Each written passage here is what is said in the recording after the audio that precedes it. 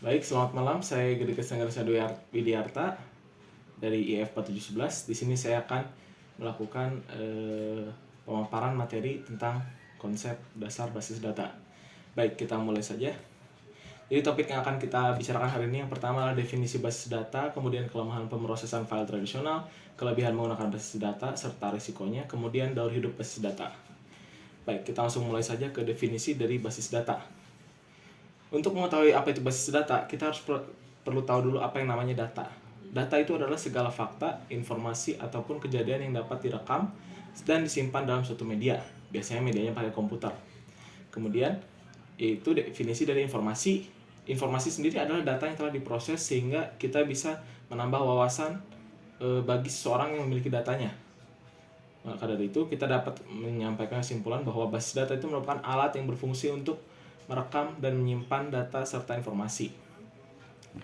Selanjutnya adalah kelemahan pemrosesan file tradisional. Kelemahan pemrosesan file tradisional cukup banyak. Berikut beberapa poinnya.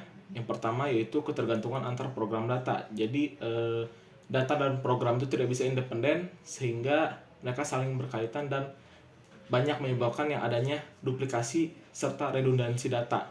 Kemudian file tradisional pun memiliki keterbatasan dalam berbagi file, seperti sulitnya mengakses dan memberikan akses seperti itu kepada tiap user.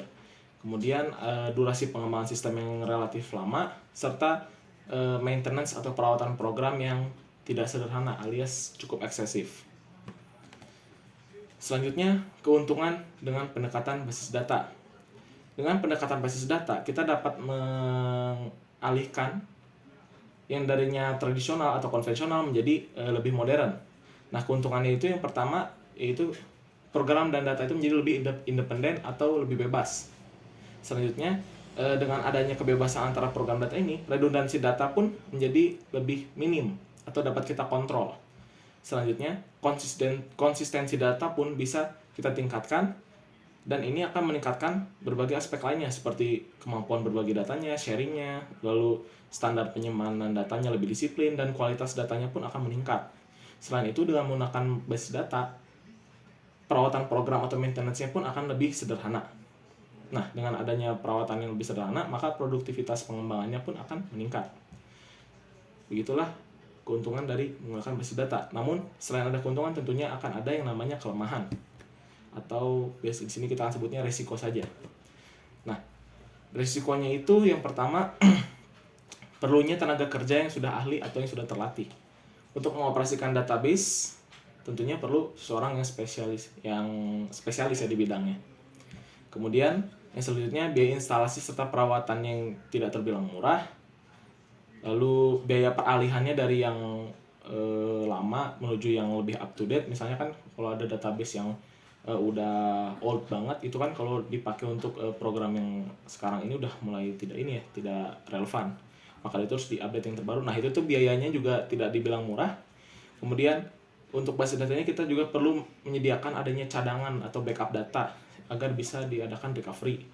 Dan yang terakhir itu, menurut pengalaman beberapa para database engineer, sering terjadi adanya konflik antar organisasi dan instansi karena perbedaan konsepsi data seperti itu. Dan kemudian yang terakhir adalah database lifecycle atau daur hidup dari basis data. Yang pertama, basis data itu akan dimulai dari tahap perencanaan atau planning. Di planning ini kita akan membuat yang namanya requirement analysis, membuat physical system design. Itu tahap kedua. Perencanaannya itu seperti memasukkan berbagai macam topik yang kita mau, entitas dan lain sebagainya. Kemudian yang kedua ada perancangan logikal. Nah, di sini sebelum kita mulai membuat sistem fisiknya, perancangan fisiknya, kita buat dulu perancangan logikanya. Kalau misalnya logikanya sudah terbilang baik, baru kita bisa jalankan ke bagian perancangan basis data secara fisik. Kemudian ke implementasinya kita ubah menjadi database SQL. Kemudian kita uji menggunakan database tester.